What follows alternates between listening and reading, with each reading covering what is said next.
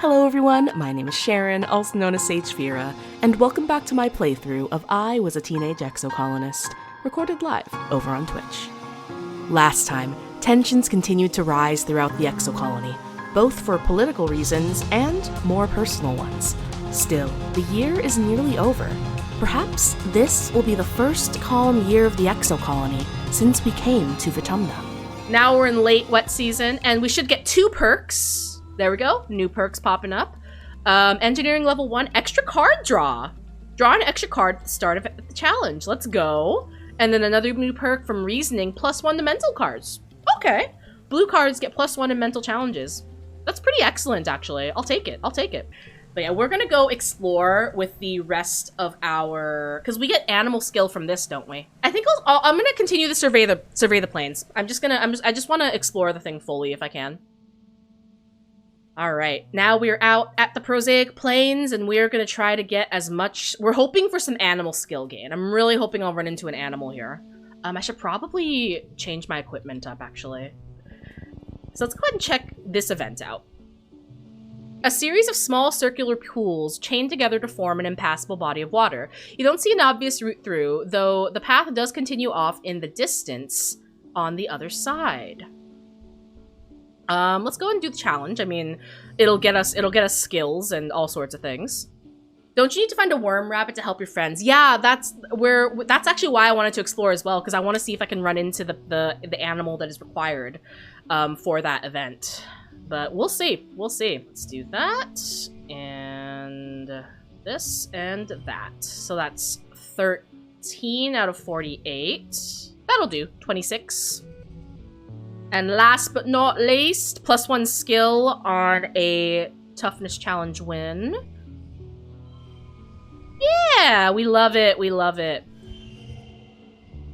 Beautiful. So we got, oh, we don't need perception anymore though. Bummer.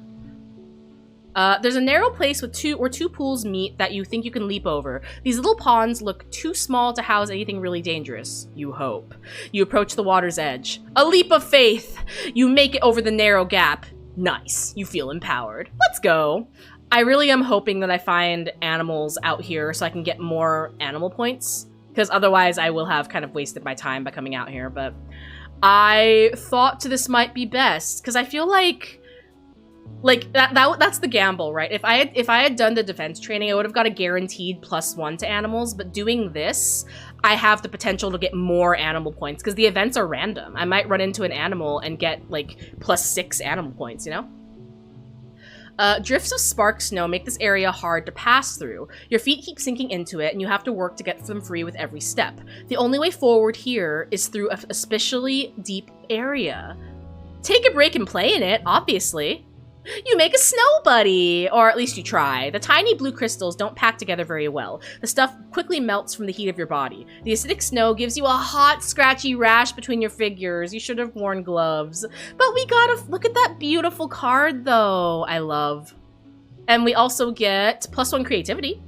You appraise your lumpy snow buddy. It looks a little sad. Maybe it needs some accessories. With some twigs and grass and weird kind of jelly you find seeping out of the ground, you give your buddy antlers and fur. It kind of looks like a snow bush bub. You love it. Do. Beautiful. Beautiful, beautiful, beautiful. I can't get over how pretty. I can't get over how pretty this game is. I really enjoy it. Like, I still feel so lucky that the developers gifted me this game, because it's excellent. It's an excellent game, and I am so glad to have been able to try it out. All right, let's do an event with Dice. Hey, Sagefira. Dice greets you cautiously as you pass on the narrow path. Do you want me to show you something? Dice almost never makes overtures of friendship. Whatever it is must be really cool. Nod quietly and follow him. You follow him for nearly half an hour. A couple times, he stops to listen for something, then continues onward, tromping through the fields of broad-topped mush trees and swaying antler ferns. After a while, you start to wonder if he's just lost. You're about to say something about it when he holds his hand up for silence and directs you to crawl under a huge mushroom. On the other side, you have a view down to one of the perfectly round ponds. Taking up most of it is an enormous Xeno, its legs deep underwater. It's a balneal, Dice tells you. They live in swamps. You don't usually see them here. This one seems totally at home. It dips its long neck and even longer mouth into the pond, sucking up water from the bottom and spewing it out of the spout at the back of its head. Animals! That's what we wanted. Let's go. The spray of beautiful turquoise water sparkles in the sun. Tiny, colorful bird-like creatures dart around it, catching the tiny fish that come spraying out. What's it doing? I think it's eating the mud, Dice says, or something really, really tiny in it. You watch for a while. Sure eats a lot, he adds. You're too worn out and tired to continue. You have to go home now, but it works out because I'm pretty sure 2 animals is all I needed, wasn't it? +4 perception, plus... Yes, we got the perk at the bottom left. See it? Excellent. Excellent. It's been a long month of being cooped up indoors while it poured rain, and everything got too muddy and gross to play outside. You and the other teens are in the lounge. Again. And everyone's getting a little antsy. Tangent and Cal are bickering about something, and Dice must be bored enough that he's letting Mars paint his fingernails. Nemi is trying to do a dance she learned from watching Holovids, and she's failing miserably. The sound of her music fills the room.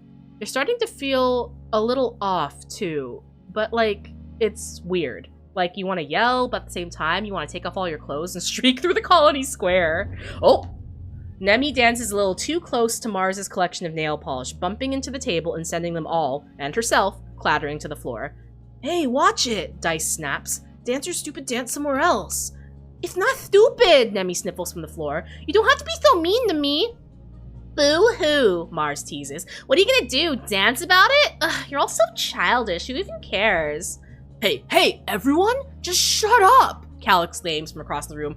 Honestly, you all fight all the time. You stay inside where it's nice and dry, and you don't appreciate how hard everyone else is working. You just whine. Oh my god, we're all hormonal teenagers, and we're just absolutely losing it on each other. You're not better just because you work outside, Tange joins in. You're not special, Cal. If I wanted to, I could work outside. She opens her hollow palm and flies her finger over the screen. There, see? Next month, I'll be working in geoponics. How do you like that? Then you can nag me about my soft hands all you want. Tangent working in geoponics? That's gonna be a sight to see. Udicott pokes her head in from the command corridor. Children, keep it down. We can hear you all the way from the bridge. Everyone goes quiet for a second, and then explodes into arguing again. Udicott throws her hands in the air and retreats down the hallway in defeat. Time to go wild. Yeah, fight. Everyone shut up or calm down, everybody. Okay, look, everyone just calm down. Everyone ignores you and keeps squabbling. Mars chases Cal and everyone else chases her, and somehow you all end up in the classroom. Suddenly, Mars shouts, Okay, everyone, she claps her hands. 1, 2, 3, look at me. Everyone, shut up. Mars is gonna be an excellent leader when she's older. Everyone stops arguing and looks at Mars in shock. I have an idea, she says. We should decorate the classroom. No one seems excited by this prospect until she adds, we should decorate it with toilet paper. Come on, it'll be pretty. Now everyone's on board. You can feel yourself getting excited too. This is so naughty. You might get in trouble, but who cares? You're having fun. Let's see who can put the most toilet paper on everything. Let's make it into a competition. You split the classroom in half and break up into 2 teams. Whoever completely covers their half first is the winner. Everyone agrees readily, even Cal, and he hates competitions. Your team is doing so well until the other team sends Tangent over to sabotage your progress. Mars complains as Tange runs around tearing down your garlands, but Nemi on the other team insists that there was no rule against sabotage, so it's totally fair. This makes Mars shriek in indignation and go flying at Nemi, knocking her to the floor for a vicious hair-pulling battle. All the noise attracts the attention of Chief Engineer Instance, who throws her hands up in dismay at the state of the room. The kids scatter before she can make anyone clean up. The next day, you all feel terrible. It feels like your arms and legs are made of lead, and it takes so much energy to do anything. You can barely make it out of bed. All the energy from yesterday has been drained out of you. And then some. It lasts for a week. Some of you can't even get out of bed. And when you do, your moods are all over the place. Aggressive, sulky, impulsive, until your batteries run out and you sleep for over 12 hours straight. Sounds like puberty to me, everyone. You're resting in the lounge with your friends, watching holovids and grazing on roasted pixie beans, when your dad and Chief Engineer Instance come storming through the door. You! Instance snaps, smacking the bowl of pixie beans out of Mars's hands. Stop eating those, this instant. Uh-oh, are the pixie beans poisonous? Mars looks like she's about to smack some sense into Instance, but your dad steps in. I'm sorry, everyone. We were wrong about the pixie beans. They're not safe for you kids to be eating. You've been feeding us poison? Mars shrieks. Oh, ew. Do my dads know you tried to kill me? Also confirmation that Mars has 2 male parents. We love it. Your dad spreads his hands. No, they're not. Don't worry, Mars, just calm down. They're not poison. There's just a chemical in them that hyperbonds to estrogen and testosterone, your big teenage growing hormones. And the brain likes binding to that new macromolecule a lot more than the regular kind. It's been making your moods unpredictable and causing periods of hypo and hypermania. Yikes, so we just thought we were hormonal, but like the food they were feeding us was making our puberty even worse. That's wild. When Mars just stares blankly at him, he laughs awkwardly. Translation, he says, it's been making you kids act silly and feel sick, and I'm so sorry. Instance frowns. If it's doing this to kids, it's not long until it builds up enough to affect the rest of us too. Until further notice, no one is to eat a pixie bean. Your dad looks distraught. Flulu was right, he says, collapsing in a nearby chair and rubbing his eyes. She didn't trust these things, but shit, she's still gonna be pissed that we don't have another successful food source. You look at him in shock. You hardly see him swear. Ever. It must be worse than you think. Your dad sits in silence for a long time. So that's why our hormones were going out of whack, and we get -1 colony food. That's not good. Yikes. Nova asks, damn, who's been giving me pixie beans? I know, right? Like, is that why I've been having trouble? Alright, everyone. Welcome to Glow Season, the final season of the year. Also, where's our pet? Where's our pet? Where's Riki Tiki Variki? Yeah, this is the final season of the year. There's only one thing we can do, which is rest, and that is what we're gonna do. Also, what perk did we get? We didn't actually get the notification. Oh, we get an extra gear slot from animals too. Okay. Let's do that. Mom, how you doing? Your mom gives you a stern look. Be careful, she warns you. Now that we know for a fact it isn't safe out there during Glow, I won't have you venturing close to the walls. Stay where I can see you, close to the ship. Alright, so what we're gonna do, we are completely stressed out, so we can't do anything except rest. So what I'd like to do is I actually want to relax in the park. Forget about Glow Season, forget about the impending doom, and play with our pet! You play with your Variki, Riki Tiki, hanging out with them just outside the walls. We shouldn't be outside the walls, just saying. It's literally Glow Season, but it's fine. It's uneventful, which is exactly what you need. You try to teach them simple commands. Stay, follow, speak. It's adorable, watching them tilt their head from side to side when they're trying to figure something out. They don't seem to really get it, but you get the impression they're trying. Also, chat, tell me if you think this is accurate. Every time I see little Riki Tiki, I just imagine this sound. Is that not the sound you think it would make? Isn't that cute? Like, little Riki Tiki were like, Riki Tiki, speak. Little trills, exactly. Aren't they adorable? Anywho. You quickly realize the Variki must be named after the sound they make when they're happy. Okay, we're actually getting combination. A whirring clicking noise. For a weird spider tentacle creature, it's really cute. Whirring clicking. How do you make a whirring clicking noise? Whatever. I like my sound better, though. I think it's cute. I'm going with that. But we bonded with Variki, and we get some creativity. I wonder what bonding with them did. I'm gonna keep those cards. I like those. All right. Everybody, cross your fingers. Hold my hand. We're in Glow Season. Things are gonna get real. Another year. Another glow. Everyone's pretty sure there's going to be an attack this year, so the colony is on high alert. You're collecting glow flies in the geoponic gardens with Cal and Nemi when the sirens begin to wail. You all stop what you're doing and look at each other nervously. Your parents run off to help defend the farms, telling you to get inside the greenhouses and stay quiet. Nemi declares she's going to the walls to watch the soldiers fight. She knows a good spot. So, we are unfortunately not brave enough to help defend the gates. So we have an option here. Do we watch from the walls, or do we get inside and stay quiet? I am nervous because I feel like whoever we don't go with might die. So I feel like, so Nemi's going to the walls, and I feel like Cal is going to stay inside. I'm very worried that whoever we don't stay with might be attacked. How do I choose? I actually like them both. I mean, okay. I'm thinking about this as a gamer. I'm thinking about this as someone who's played many of these games before and is noticing a pattern.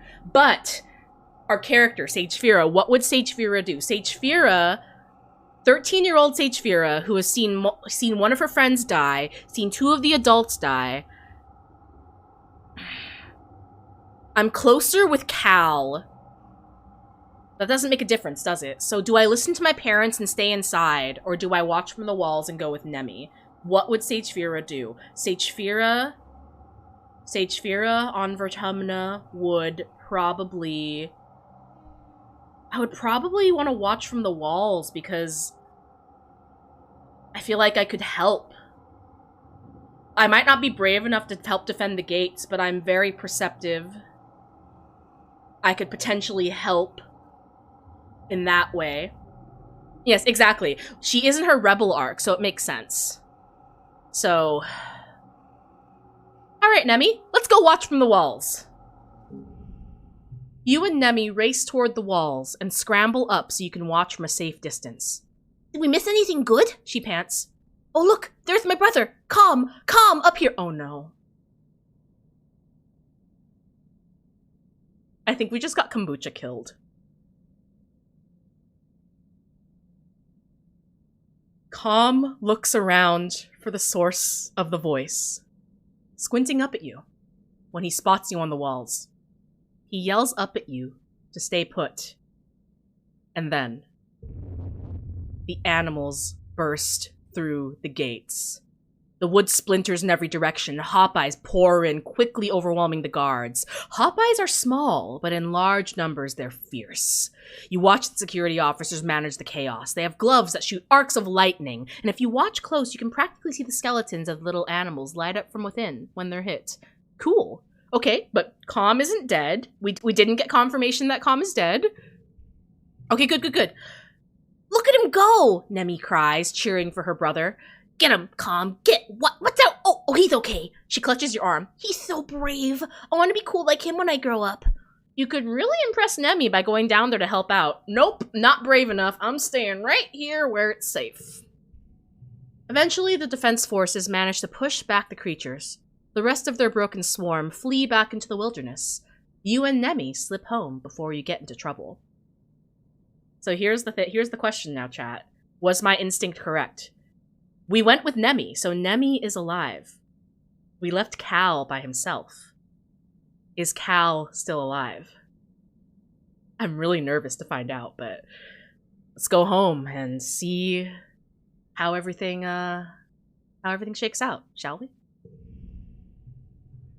Your parents are arguing quietly at your little table. I'm telling you, it wasn't a fluke, your mom says. They're not just wild animals. They have a plan. The fields, the lights. Okay, your dad replies, taking her hands across the tabletop. We have to tell people what we saw in geoponics. They look up, noticing you in the doorway. Your dad's worried expression quickly changes to a smile. Hey, Rutabaga! Dad, what happened in the fields? Your mom stands up. Don't worry about that, she snaps. Get to bed. It's late and we have a lot of work to do tomorrow to clean up. So no one died. Did we just grow? Oh, we grew up. Look, we have a new sprite. We have teenage sprites. Look at us. Look at us. We're 14 years old, everyone. All right, before we get all excited to look at everyone, look at Anemone. Look at Anemone. Okay. Before we get excited, let's go ahead and look at all of our stats. We got a lot of organization, a lot of perception, a lot of animal skill this year. We got several cards. We gained half a heart with several of our friends. We got lots of kudos, but we lost some money. Not money, we lost some food within the colony. And now we are starting age 14. So let's just quickly look at everyone's new sprites. This is us. This is Sagefira. You're 14 years old. You could spot a Dorbs moth from a click away. You've got a knack for finding hidden things or staying hidden when you need to. And you know all sorts of things about animals. We're adorable. Then we've got Anemone. Oh, she's precious. She's precious. Look at her. Oh, I just want to give her a big ol' hug. Look at her. She's so cute. Oh my gosh. Okay, we've got Cal. Oh, him. Oh my, he is aging up quite nicely, isn't he? Oh my goodness gracious, look at him. Tangent? Hello? Tangent? Hi. Dice. Dice. Oh, my little emo baby boy. Look at him. Look at him. Oh my gosh, I'm so happy. Mars. Ooh, look at her. Her style is real. Like, she's really coming into her own with her style. Look at those sleeves. Look at that sassy look in her eyes. She is a girl boss and she knows it. Look at her. Oh my goodness. Oh, 7 in the chat for Tammy, who will never age up ever because she died at age 10. I'm living. This is so great. They're so cute. I'm so excited to see how everybody grows up. I'm just really happy that no one died during Glow. I was convinced that we were gonna get somebody killed. I'm really glad no one died.